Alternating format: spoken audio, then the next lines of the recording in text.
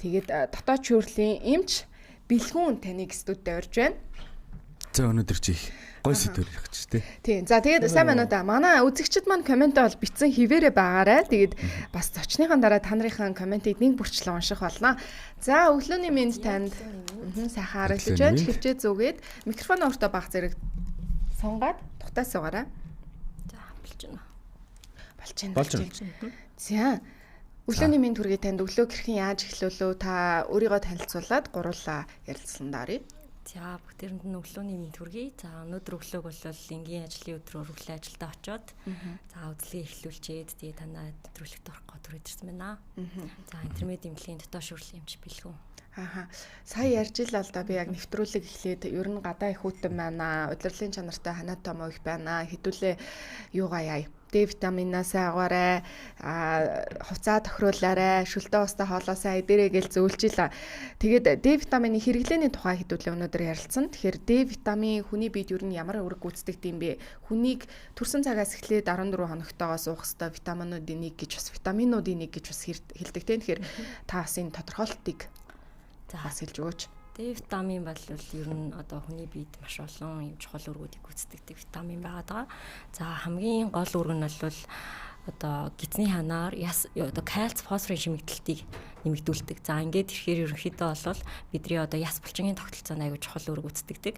Өөрөөр хэлбэл витамин D дутагдаад ирэх юм бол ясны сэргийлэлтэнд хүрэхтэй. За настай хүмүүст одоо булчин сулрах зэргийн эрсдлүүд үүсэж эхэлдэг. За өөр бас нэг чухал үүргүүдийн нэг бол витамин D мэн болохоор одоо бидний дархлаанд оролцдог гэж үздэг. Бидний дархлааг бол одоо дотор нь төрөлхийн олдмол, за эсийн дархлаа, шингэний дархлаа гэдэг аягүй олон төрөл хувааж үздэг байхгүй. Тэгэхээр тэр мэн бол маш нарийн юм одоо биологийн одоо дархлааны урлуудаар зохицуулгадаг. Тэдгээрийн тодорхой одоо хэсгүүдэд нь очиод яг витамин D мэн нөлөөлдөг гэж үздэг байхгүй. Тэгэхээр өөрөөр хэлэх юм бол витамин D дутагдaltaй байгаад ах юм бол цаашлаад одоо амархан халдвар төртөмдөх болох. За архаг одоо өвчнүүд аутоиммун зүрх судасны эмгээг за жишээ шижин гэдэг эдгээр одоо өвчнүүдийн үүсгэхэд бас ингэж нөлөөлдөг гэж үздэг. За бас нэг чухал үүрэг нь болохоор витамин D мэн болохоор бидний нэг тархинаас ялгардаг одоо нэг сэтгэл хөдлөлт дээр оролцдог нейротрансмиттерүүд шүү дээ. Тэдгээрийн нийлэгчлэлтэнд бас нөлөөлдөг гэж үздэг байхгүй. Тэгэхээр удаан хугацаанд бас витамин D-ийн дутагдaltaй авах юм бол одоо сэтгэл гутралд орох ч юм уу тийм эрсдэл бас үүсэх боломжтой юм байна гэж сүүлийн үед бол судалгаанууд яригдж байгаа. Витамин D ч яг улирлын шин чанартай бас байдгүй.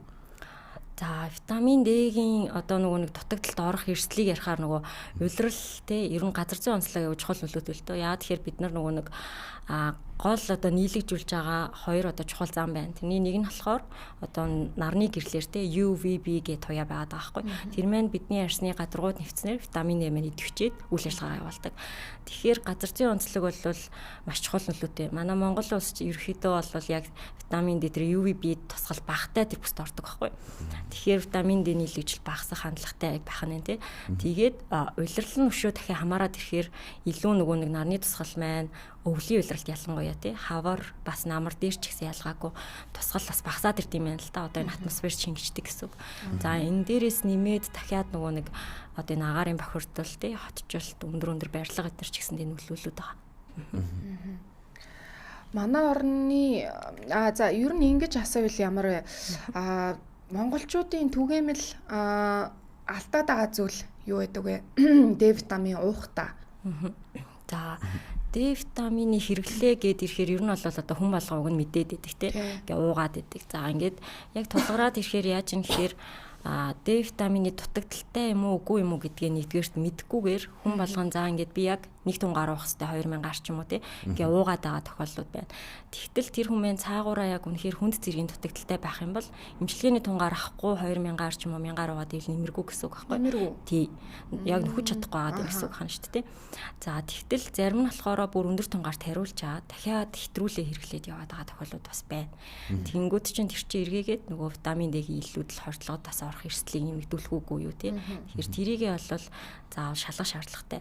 За дээрэс нь нөгөө витамин D-гийн нөгөө саяны дутагдал гэдэг байгаа шүү дээ. Тэр маань бол хөнгөн дунд одоо хүнд зэрэг гэд байгаад байна тий. Тэгтэл хүнд зэргийн хэрвээ дутагдaltaй үед бид нар зөвхөн витамин D-гээс гадна өөр бусад эд хэрэгтнүүдийн шалтгаалсан тийм одоо асуудал байна уугүй гэдгийг бас олох шаардлага байдаг. Өөрөөр хэлбэл цааш нь дахиад кальц тий одоо витамин D-ийн солилцоонд оролцоод байгаа эллэгний үйл ажиллагаа, бөөрийн үйл ажиллагаа, за дээрээс нь нөгөө парат гормон гээ даавруудын үйл ажиллагаа, дээрээс нь дахиад шимэгдэлтийн алдагдал энэ төр байна уу гэд тэднийг бид нар заавал мэдэх шаардлага байдаг. Тийм учраас нөгөө яг дуур мэдээд яг уух бол бас тохиромжгүй. Бүр ихнээс нь ярмаар байна л да. Одоо ингээд төрсөн цагаас эхлээд би бол яг 2-7 хоногтойгоос нь эхлээд витамин D-г одоо эмчийн зөвлөгөөний дагуу одоо тунгаар өгч исэн. Энэ хэр зөв юм бэ? Үргэлжлүүлээд яг тэр тунгаараа өгөөд ахын зөв юм уу хүүхдүүдэд? Хүүхдээс эхлээд ярил л да тий. За ер нь бол витамин D-г яг төрснөөс хойш 14 хоногтойгоос ууж эхэлнэ гэж байгаа. Тэгэхээр эрүүл одоо нөгөө насан туршид эсвэл эрүүл хүүхдүүдэд гэхээр олон улсад ингэ зөвлөмжүүд нь өдрийн хоногийн тунг хүүхдэдний 300-аас 600, насан туршид 600-аас 800 олоосын нэгж гэж одоо тайлбарлаж хэлж өгдөг. Тэгэхээр яг тэрийгэ хэрэглээд анхнаас нэмжийн заавраар дутагдaltaгүй байгаа хэрэглээд явсан бол болно асуудалгүй гэсэн. Тэгээд байж тал нөгөө бас ялгаагүй хүүхдийн ч юм уу эсвэл насан туршийн ч юм уу тий жингийн асуудлууд дахиад хавсарсан нөгөө нэг хүчнүүдийн асуудал байна уугүй юу. За бас нөгөө улирлаа шалтгаалаа тий. Улирал солигдох үед нөгөө витамин D-гийн тунг нэмэх шаардлагатай юугүй юу гэдгийг бас ер нь бол үзэж шинжлэх шаардлагатай л гэж үзсэн. Яг нөгөө витамин D-г ингээ бүхэнд үзэх ёстой юм уу гэвэл бас ер нь бол олон улсын нийгэмлэгүүд бол тэрийг зөвлөдөггүй. Тийм. Яг эрсдэлтэй хүмүүст эрсдэлтэй бүлгүүд дээр бол заавал үзэх шаардлагатай гэдэг. Би одоо жишээ нь өдөрт 1000-аас 2000 одоо тун ууж байна. За тэгэхээр өдөр тутамдаа ингээд уугаад яваад байна. Гэхдээ монголчууд маань нэг юм яриад тий. Зуны улиралд нарнаас дэгээ авчих юм чин гэж зундаа орхичдаг. Энэ хэр зөв юм болоо. Тийм шүү дээ. Өдөртөө яг 1000-аас 2-ыг авч ирсэн зундаа зогсоогоод намраас эхэлж уудаг ч юм уу тий. 100 ер нь бол зуны улирал зогсоож болно гэж үзэж байгаа. Гэхдээ яг бас одоо яг амьдралын хэв маягтай холбоотойгоор тий 7 хоногт дор хаяжны 3-аас 4 удаа одоо яг нарны гэрэлт хамгийн багадаа 30 минут ч юм уу тий биеийн гадаргуугийн одоо энэ арсны хэсгүүд бол бас ил гарсан байхаар нүүр, гар, хөл тий тэгжээж бас яг D витаминаа нийлгэж үл цай явагдана гэж үзэн. За тэгхгүйгээр хэрвээ одоо нөгөө 100 байсан ч гэсэн өглөө гэрээсээ гараад лифтэндээ ороод машиндаа суугаад буцаад ажил дээр ирээл ингээл нарны шууд тусгалтай одоо харьцахгүй байх юм бол бас дутагдалд орох эрсдэл бай. Тэгээ биднийг нөгөө нэг багт ингээд шалтан үлгээд идэх чинь тийм учиртай юм шүү дээ тий. Тийм шүү дээ. Гол дээр нөгөө нэг явж идэг шүү дээ. Явж идэг шүү дээ гэж чаашаа. Юу гэж байгаа тий. Нөгөө миний хэлэх гээд байгаа би ч нөгөө нэг бас эмчд үзүүлээл тэгэл яа бас нөгөө D-гийн дутагдaltaй байгаал тэгэл дутагдал дээр болохоор яг тариа тариулснаа дээрэс нь D ууж байгаа байхгүй 5000-тай өдөрт 16000 ууж байгаа. Тэгээд 15000-аар угаал 5000-тай 3 үе ширхэг угаад өглөөдөө тэгээд 15000 таахгүй.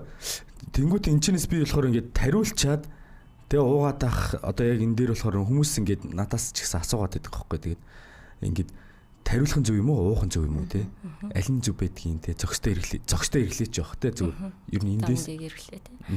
За ер нь бол витамин D ч гэлтгүй ер нь эмийн хэрэглээг одоо Америкч, Англич, Японч олон нийгэмлүүдээс юу зөвлөдөг гэхээр тодорхой хэдэн заалтгүй бол уухаар хэрэглэнэ гэж байгаа. Уухаар ер нь бол хэрэглэх нь хамгийн зөв.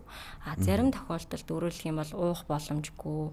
За нөгөө шимэгдэлтийн алдагдaltaй эсвэл одоо элэг бүүрний одоо хавсарсан юм гихтэй. За эсвэл одоо ясны хууралтай маш хурдан нөхөх шаардлагатай ч юм уу. Эсвэл бүр хүнд зэрэг хаяж болно тий. Дутагдaltaй үед бол тариагаар хэрэглэж болно гэж байгаа. Тэрнээс бусдаараа одоо эрүүл насан туршсан хүмүүс хүүхдүүд бол өдөр тутамдаа уухаар хэрэглэнэ.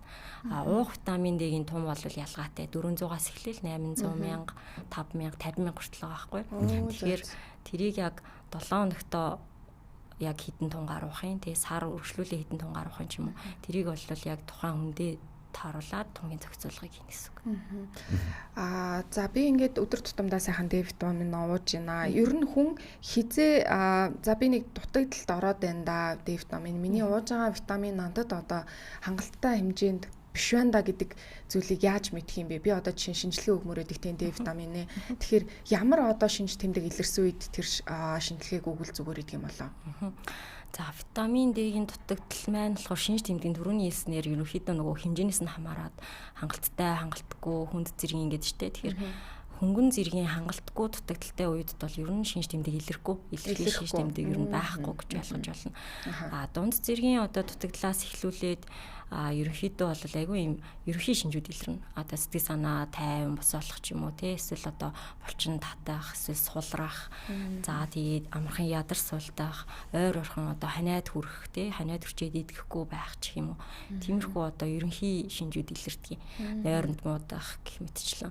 Тэгээд яг энэ мэн удаан үргэлжлээд хүнд зэргийн дутагдал руу ч юм уу ороод ирэх юм бол нөгөө яс өвдөх, булчин өвдөх, яс булчин сулрах ч юм уу тий. Тэгээд хуурах, эрсдэл ясны сэргэжлийн шинж тэмдгүүд нь илүү тодорхой илэрч юм гэсэн үг. Дэгч нэг одоо яг би ингийн хүн тэгээд өдөр тутамдаа хэрэглэх гээд байгаа. За тэгэнгүүт ерөнхийдөө бол заавал эмчээс асуух хэрэгтэй юу? Эсвэл зөв одоо юу гэдэг өдөртөө би нэг 1000 таа ууж болно ч гэдэг юм уу тий. Нийтлэг ойлголт. Яг тэрийг бол дөрөв яг хэлсэн шүү дээ. Яг нийтлэгээр бол одоо ямар нэгэн завиргүй, хавсарсан өвчнгөө одоо насан туршид бол 600-аас одоо 1001 хооронд бол хоногтой хэрэглэж болно гэж байгаа. Тэгтээ яг тэр маань дутагдал нь хөнгөн зэргийн үед юм уу өдөр тутамдаа л хэрэглэх юм байх гэдэг шүү дээ. Тэгтэл дутагдaltaй болоод ирсэн дунд зэргийн хүнд зэргийн болцсон бол тэгж байгаа нэмэргүй болох гээд байхгүй. Тийм учраас ер нь бол шинжилгээгээ бол өгөх нь зөв. Тэгтээ одоо түрүүнээс нь бүхэн өгөхгүй гэдэг шүү дээ. Тэгээд өгөх юм уу өгөхгүй юм уу гэд үзгээ. Тэгэхээр яг нөгөө эрсдэлтэй бүлэг гэхээр нөгөө хүүхэд тэгээд одоо төрх насны эмэгтэйчүүд, жирэмсэн ээж нар, за дээрэс нь өндөр настангууд, ясны сэргэлт үүсэх эрсдэлтэй хүмүүс тэгээд түрүүч хэлсэн хавсарсан өвчтөй хүмүүсгээ ороод явчихна. Тэгтээ дээрэс нь нэмээд нөгөө нэг санитар UVB нарны тусгал одоо багтай юм бүсэд амьдардаг хүмүүс гэж байгаа байхгүй. Тэгэхээр манай монголчуудын хувьд бол бас багтайдаа ороод байгаа учраас ялангуяа өвлийн улирал эхлэх гэж байгаа үед бол бас шинжилгээгээ өгөөд хэр дутагдлаагаа мэдээд хэрвээ дутагдaltaгүй бол асуудалгүй 1000-аар ч юм уу 2000-аар юм уух гэдэг тий. Дутагдaltaй байх юм бол нөгөө эмчилгээнийхээ тунгаар 6-аас 8-7 хоног дараа хийж өгнө гэж байгаа. Тэгчээд дахиад 3 сарын дараа шинжилгээ өгнө. Тэрнээс хойш бас хүн болго ялгаатай. Зарим хүмүүс бол хэвийн болчтой. Зарим нь бас ялгаагүй дутуу хөвөрөө байж иж болно. Тэгэх юм бол дахиад эмчилгээний тунгаар үр шаардлага гарна гэсэн үг байна тий. Тэгээд яг нэг юм хэвийн төвшөндөө өөрийгөө авчиад ирсний дараагаар бол нөгөө өдөр тутмын тунгаараа явхад болно гэсэн юм. Би нэрэл жоохон ингэ сэтгэл санаа нэг юм докторгүй болоод жоохон уур уцаартай болчоор анзаархаар D витамин уухаа мартцсан байгаад идэв. Тэгээд шууд санаа D витамин уухаар сэтгэл санаа мэдгүй дагаад ч юм айгу гоё ингээд айтайхан болоод ирчтэй юм шиг санагддаг шүү дээ. Ер нь тэгээд D витаминыг бас нөгөө салмон заагс ч гэдэг юм уу те эсвэл жүрч ч гэдэг юм уу ингээд хүнсний бүтээгдэхүүнээс бага хэмжээгээр авах боломжтой гэдэг юм билээ. Тэгэхээр энэ талаар бас хүнсний бүтээгдэхүүнүүдээ ямар одоо хүнсний бүтээгдэхүүнүүдээс авах боломжтой байдیں۔ Энэ нь бас нөхөд байгаа мó яг нөхгүй байгаа мó те нөхөж ивэл бас хэдэн хувийг нь бага л хувилах та мэдээж. Энэ талаар мэдээлэл байвал өгөөч. За тийм тэгэхээр нөгөө D витамины нийлжил түрүүн хэдлээ нөгөө ихний гол арга нь хэлсэн шүү дээ. Нарнаас ингээ авах боломжтой гэдэг. Дараагийнх нь болохоор бид нэр хоол хүнснээс авч болт юм байна л да. За авья гэд тэгтэл нөгөө D витаминыг агуулсан хоол хүнс мэн бол өөрөө айгу нэр төрлийн хэвд хязгаарлагдмал маш бага байдаг. Одоо ялангуяа нөгөө нэг тослог юм загсанд ч юм уу их байдаг гэж байгаа байхгүй.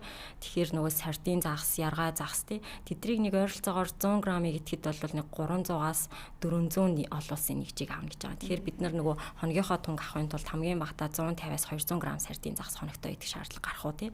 За тэгтэл яг өдөр тутамдаа хөвчлэн эргэлдэг одоо мөөг ээж болно, тунаа загас ээж болно тий, арай элбэг эргэлдэг, өндөгний шар ээж болно. Тэгтэл эднэрт бол нэг 30-аас 60 олуулсан нэгжийг л агуулдаг гэж байгаа байхгүй. Тэгэхээр одоо 10-ыг идэх гэж бол байхгүй шүү дээ. Тэгэхээр маш бага. Ялангуяа Монголд бол тэр нөгөө D витамины хангалттай агууламжтай тэр хүнсийг хэрэглэх боломж ер нь хязгаарлагдмал байгаад байгаа. Тэгэхээр бас өдөр тутмын хэрэгцээг хангахад ч хэцүү юм уу гэж нэмэлтээр бас авч болох нь тийм.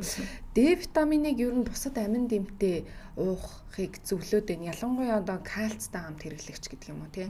Тэгэхээр бас хүмүүсийн дундаас нийтлэг бас нэг юм ойлголт байна л да. Ингээд энэ витаминтай уувал нийлэгжилт нь сайн байдаг ч гэдэг юм уу. Энийний талаар бас яг нэг тодорхой бодтой бас мэдээлэл өгөөч. За амт амтсан бас маш олон ярианууд байгаа. Тийм тийм. Витамин D-г ер нь бол одоо нөхөхийн тулд заавал сүүлийн үед хүмүүс маань K2 гэх витаминтай хэрэглээд байгаа ч юм уу тиймэрхүү бас ойлголтууд байгаад байгаа шүү дээ.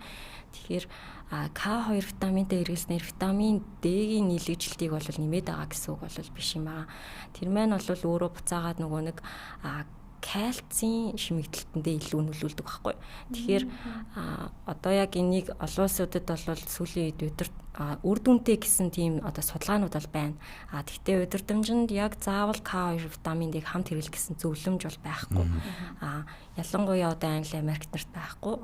Японд болохоор сүүлд одоо 23 онд нэмэгдсэн K2-тэй хэрэглэж болно. Тэгвэл заавал гэж зөвлөхгүй. Ялангуяа нөгөө ясны сэргэжил одоо үүсэх эрсдэлтэй өндөр настай хүмүүст бол хэрэглэж болно л гэж зөвлөд байгаа. Яг бусад витаминуудтай бол хамтраад хэрэглэхэд бол болно, хориглох юм бол байхгүй. Тэгвэл витамин гэхээсээ илүү витамин D-г хэрэглэхдээ нөгөө тунгийн зохицуулах дээр ялгаагүй нөгөө эмийн хэрэглээ аягүй чухал байгаа. Хавсарсан одоо жишээ нь суур эмгэгтэй те зүрхний одоо дутагдлын үед одоо шээс хөөх юм ч юм уу. Эсвэл ямар нэгэн тархлааны хүчнүүдийн үед одоо глюкокортикоид гэх юмнууд байдаг. За мөн уналт таталтын эсрэг юмуд байдаг. Эдгээр юмуд маань болохоор витамин D-г нийлэгжилтийг бууруулдаг байхгүй. Тэгэхээр тийм юмнууд давхар уудаг хүмүүс маань бол нөгөө тун дээр бас ялгаатай энгийн хүмүүсээс өөр тунгаар хэрэглэх шаардлага гарч ирнэ гэсэн үг. Тэгэхээр яг л нөгөө мэрэгжлийн үн дээр очих нь байна тий. Бас нөгөө юу яагаад идэв штэ. Юу яах та витамин D ууж байхдаа хажуугаар нь ингээд хүүхдтэй юм тослог агуулсан хоол хүнс хэрэглүүлээ. Ялангуяа одоо хоолндоо нэг юм жоохон маслж байдаг юм уу тий. Эсвэл одоо тос агуулсан хүнс хэрэглэдэг. Тэрний талаар бас та нэг тайлбарлаж өгөөч. Ер нь бол витамин D-ийнхаа өөрөө зүгээр тасан тусдаг витамин гэж үздэг байхгүй. Гэхдээ тэр маань бол одоо шимэгцснийхаа дараа тосон дуусна. Түүнээс биш яг хоолтой цуг идж байгаа тэр тослог идэр бол тэр бол тэгэхээр бас нэг цуу буруу мэдээлэл ахна штэ. Витаминуудын бас их олон төрөл байна. D витаминуудын тосон гэж байна. За таблеткэн гэж байна. Тэгээ хатуу төрөлтөө байна. Уус маланч гэдэг юм уу. Тэр эдрийн бас ялгаа ер нь юу юунда байдаг юм болоо. Мэргэжлийн хүмүүс яг алиг нь илүүтэй бас зөвлөдөг юм бол. За витамин D-гийн яг төрөл бол өстой үнэхээр олон байгаа тий. Одоо цацдаг чилбэр байна. Дээрээс нь тосон дуустдаг, усан дуустдаг таблетын. За эдгээр бол одоо нөгөө эмийн компани үйлдвэрлэж байгаа технологиос хамаарат л өөр байгаа гэсэн үг. Био хүртгүү буюу илүү одоо өндөр үйлчлэл нь бол ялчгүй тосон дуустдаг витамин D маань хамгийн илүү үр дүнтэй л гэж үздэг.